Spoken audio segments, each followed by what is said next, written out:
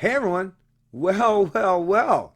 As it turns out, the CERB, Canada's Emergency Response Benefit, rolled out by the federal Liberals, the Trudeau regime, as I like to call them, not only comes with some strings attached, but that's the thing. Wait a minute. Why are we only hearing about this now, right? Why is there now this push for the Trudeau Liberals to enact legislation to go after those who fraud the government and took those CERB checks inappropriately? What a change of heart. What an about face. I mean, we all heard Trudeau up there when the reporters were asking, well, what about potential fraud or abuse of the CERB? Can the Prime Minister confirm that the instruction has been given to federal employees to ignore these 200,000 applications as being flagged as potentially fraudulent? Yes, there will be things we need to clean up after the fact and work to fix, but getting that help into Canadians' pockets during this pandemic was our priority. Will he at least then commit to investigating every individual case of fraud, or will he write it off as the story is said? We made a decision as a country that we would be there for them, and that has been and will continue to be our priority. Back to Mr. Elbis. Mr. Speaker, the Prime Minister can leave the cottage talk for the cottage. We're asking a very simple question here. Will he commit as a government to enforce the rule of law? Right Honourable Prime Minister. When we made the determination that we needed to move quickly to help Canadians, we knew that there would be a need to clean up after the fact, to go after fraudulent cases, and we will do that. You heard there the Prime Minister being grilled today over reports public servants were advised to ignore obvious fraudulent claims for the emergency benefit. 200,000 claims have been red flagged, according to the National Post, but employees are not being told to stop payments or trigger investigations. So will the Prime Minister's explanation that speed trumps need fly with Canadians? The Power Panel. Oh, don't worry about that. Just get the money, roll the money out to the people. Don't worry about worrying about fraud or any of that stuff. And that's exactly what happened. For what, 7.5 to 8 million Canadians, those who've applied for CERB? Well, let me just let you know right now, if you're one of them. Yeah, the government took full advantage of your naivety and your desperation, and now they've got you on the hook. And now that they got you on the hook, those institutional or big-time bond investors are going to be much happier and much more willing to keep buying those government-issued bonds, because now they got sureties and guarantees that they're going to get a return on their investment. How, you might ask? Well, let me help clarify things for you. Headline of the CBC News, Politics. Governments shouldn't scare Canadians, Liberal MP says as Ottawa threatens penalties for CERB fraud. Jail should not be hanging over their heads, says Liberal MP Adam Vaughan. This being reported by Kathleen Harris, June 9th, 2020. Yeah, leave it to the CBC, even though it's the federal Liberals who are coming up with this scheme. But like I said, leave it to the CBC to use a Liberal MP as someone who's pushing back against it, right? That's the thing with the hacks at the CBC.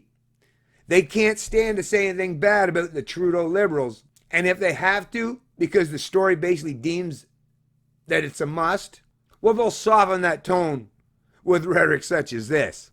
The Liberal government is proposing legislation that would impose tighter rules for claiming the Canada Emergency Response Benefit, CERB, and is threatening to impose fines and jail time on those who deliberately lie on applications. So like I say, folks, I mean, come on.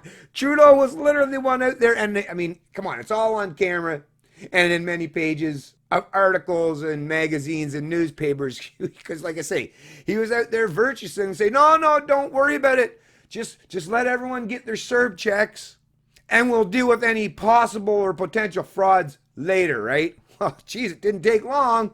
Later's already here. And what's the response? Big time fines and potential jail time. Bet you didn't expect that one, did you? Well, let me just say your first mistake was trusting government or thinking that they have your best interests in heart.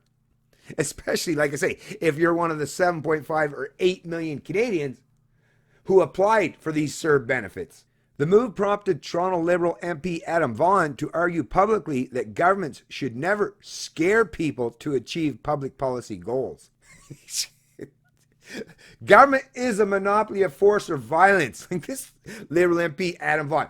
You work for government. You don't realize what government is? Like, I don't understand how these people, how can you work for an institution or organization and not even know what the organization is all about, how it's funded, or how it achieves the means to its end? The draft bill, which has been seen by CBC News and other media outlets, comes as the government faces pressure from the Conservatives on the one hand to weed out fraudulent claims and urge people to get back to work, and pressure from the NDP on the other hand to extend emergency aid and avoid going after Canadians who file ineligible claims. In a bill to be tabled in the House of Commons Wednesday, the government says Canadians won't be eligible to claim the benefit if they fail to go back to work when it is reasonable to do so and their employer asks them to return. They fail to resume self-employment when it's reasonable to do so, and they decline a reasonable job offer when they are able to work. The bill also lays out penalties for claimants whose application include information that is false or misleading, and for those who knowingly failed to disclose sources of income or other relevant facts when they applied for the federal aid. Like I say, for that 7.5 to 8 million Canadians who fell hook, line, and sinker, all lad, to that rhetoric espoused by Trudeau, well, think about it. Fool me once, shame on me. Fool you multiple times, shame on you. And you should have known, based on the rhetoric espoused by Trudeau. Remember about the whole border crossing thing too, right? Oh, come one, come all, right? Canada will take anyone. Come on up here. No, run away from bad old Trump, right? Come on to Canada. All you asylum seekers, yeah, come on up. Meanwhile, how many of them, once they got here, realized that, oh, dang, they're just looking for dirt cheap labor, or those they can send to these long-term facilities that has seen a massive spike in COVID-19 cases, right? Like, I'm telling you, especially for the immigrants and the asylum seekers in this country, are you finally realizing what the central planners in this country is all about? Yeah, they're not the benevolent actors who care about you. All they really care about at the end of the day is filling up their coffers and economically enslaving enough people to keep the bondholders, the bond issuers, and the bond buyers happy.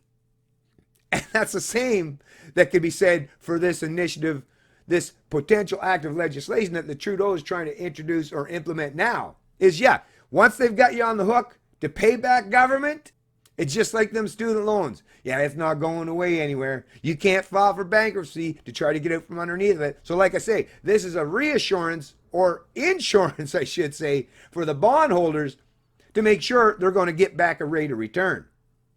Make sure you're going to have to pay it back.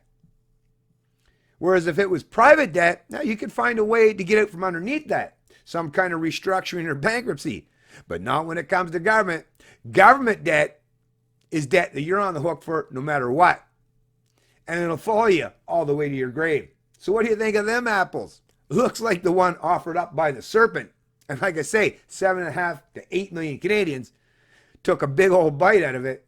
And they've been enjoying the benefits of it, unlike myself. But while I didn't get to enjoy any of the benefits because I didn't take any CERB, I also am not on the hook to pay any of this crap back. And I definitely won't be doing so at any point in time if I can avoid it. An offense could net a fine of up to $5,000 plus a penalty equal to double the amount of the income support claimed, or a fine plus a period of imprisonment up to 6 months, according to proposed legislation. The bill says the government can rescind or reduce the penalty in response to new facts and can issue a warning instead of a penalty. So anyways, folks, I'll place a link to this article in the description of the video below. I mean, think about it.